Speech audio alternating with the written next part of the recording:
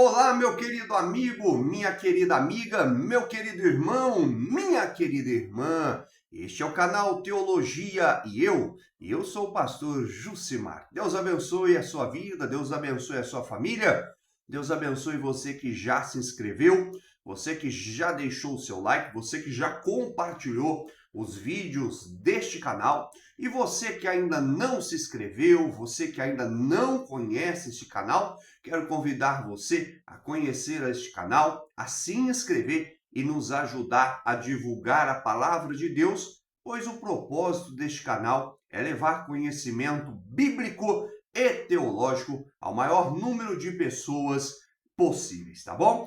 E nós estamos numa sequência de vídeo onde nós juntos estamos estudando, estamos analisando a declaração de fé das Assembleias de Deus. Nós estamos analisando o que diz a declaração de fé das Assembleias de Deus. E nós estamos no capítulo de número 1, parágrafo de número 4, ponto de número 4, onde a declaração de fé das Assembleias de Deus vai falar acerca do poder da palavra de Deus. Então eu quero convidar você que está me assistindo, quero convidar você que está me vendo, para que juntos, eu e você, possamos analisar este parágrafo da declaração de fé das Assembleias de Deus e juntos possamos aprender um pouquinho mais. Vamos lá.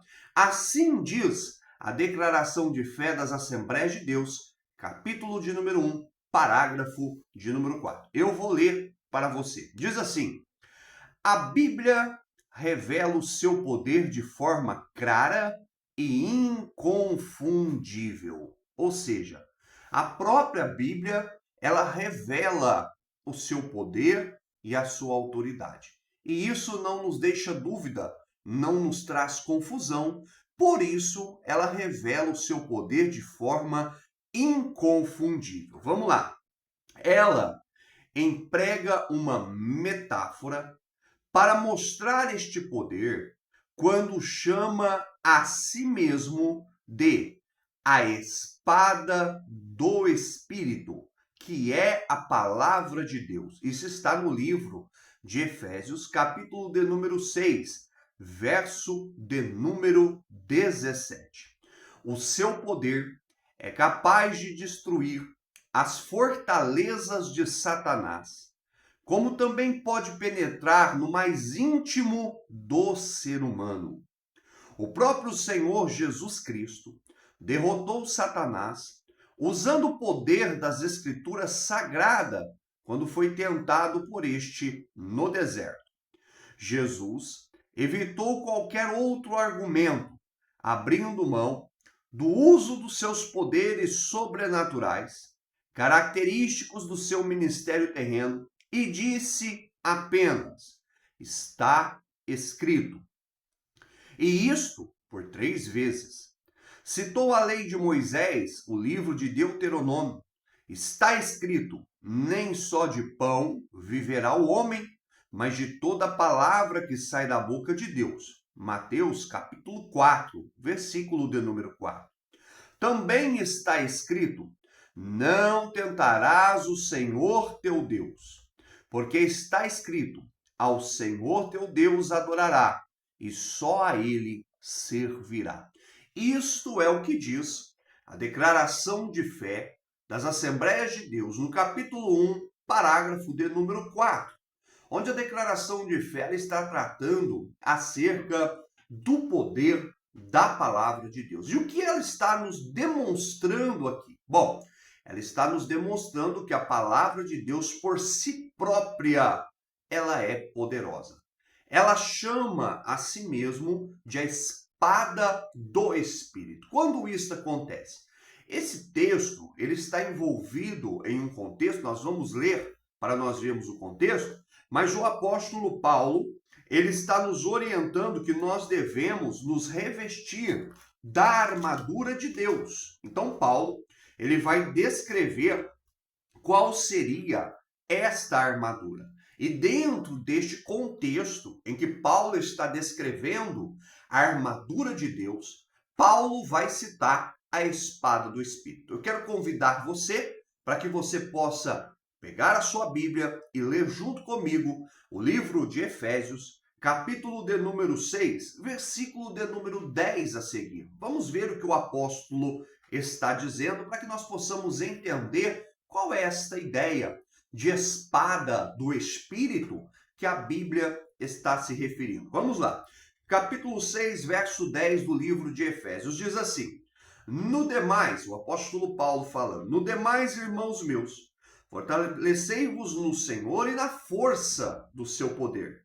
Revesti-vos de toda a armadura de Deus. Perceba que ele está fazendo agora um alerta. Ele está dizendo, olha, meus irmãos, vocês devem se revestir de toda a armadura de Deus. E agora Paulo, ele vai descrever a armadura, ou seja, ele vai descrever as peças, os componentes desta armadura. E ele vai dizer assim, ó, porque revesti-vos de toda a armadura de Deus, para que possais estar firme contra as astutas ciladas do diabo. Então, Paulo, ele vai dizer assim, olha, vocês têm que se revestir na armadura de Deus, para que vocês possam estar firmes. Mas firmes contra o quê? Contra as astutas ciladas do diabo. Então, Paulo ele já nos revela quem é o nosso inimigo e por que eu e você devemos nos revestir. Por que eu e você devemos nos preparar para um combate? E ele já nos mostra quem é o nosso adversário, quem é o nosso inimigo. Versículo 12. Porque não temos que lutar contra a carne e sangue, mas sim contra os principados, contra as potestades, contra os príncipes das trevas deste século, contra as hostes espirituais da maldade nos lugares celestiais. Versículo 13. Portanto, tomai toda a armadura de Deus, para que possais resistir no dia mau, e havendo feito tudo isso, ficai firme. Estais, pois, firmes, tendo cingido os vossos lombos com a verdade, vestida a couraça da justiça, calçados os pés na preparação do evangelho da paz, tomando sobretudo o escudo da fé, com o qual podereis apagar todos os dardos inflamados do maligno. Tomai também o capacete da salvação e a espada do Espírito, que é a palavra de Deus. Então, Paulo, ele diz que a palavra de Deus, ele classifica, ele compara, ele iguala a palavra de Deus a uma espada. E para que servia uma espada? Bom, uma espada, ela era uma arma que um soldado usava em uma guerra. Ela poderia ser usada tanto como uma arma de defesa, para que o soldado pudesse se defender, se proteger, mas ela também poderia ser usada como uma arma de ataque, para que o soldado pudesse atacar o seu adversário. Então perceba que Paulo ele está comparando a palavra de Deus com uma ferramenta poderosíssima na mão de um soldado. Ou, vamos além, com uma ferramenta indispensável para um soldado, visto que naquela época as principais armas usadas por um soldado seria a lança, a espada, o arco e flecha, porque nós não tínhamos a tecnologia que temos hoje de revólveres, metralhadoras e daí por diante. Então a espada, nenhum soldado poderia partir para uma batalha, ir para uma guerra, se ele não tivesse a espada, porque a espada era a principal arma de defesa e de ataque de um soldado. Todo soldado teria que ter uma habilidade, teria que saber manusear a sua espada. Porque um soldado sem a sua espada em uma guerra, em uma batalha, seria morte, provavelmente instantânea, porque com o que ele iria se defender ou atacar o seu inimigo. Então Paulo, ele compara a palavra de Deus, fazendo esta análise de um soldado romano, Paulo compara a palavra de Deus como uma ferramenta, uma arma indispensável para um soldado em uma guerra, em uma batalha. E a palavra de Deus, para mim, para você, na nossa guerra espiritual, que nós lutamos contra os principados, as potestades do mal, ela é uma ferramenta indispensável. Perceba que Jesus, em Mateus capítulo 4, Jesus, após ser batizado, ele é levado pelo Espírito ao deserto para ser tentado pelo diabo. No deserto, ele vai ser tentado. O diabo vai lhe oferecer pão e Jesus vai responder, como diz aqui a declaração de fé das Assembleias de Deus, olha, nem só de pão viverá o homem, mas de toda a palavra que sai da boca de Deus. E de onde Jesus tira essa frase? De onde Jesus cita essa frase? Da própria palavra de Deus, livro de Deuteronômio. Jesus pega um texto da palavra de Deus e cita para derrotar Satanás.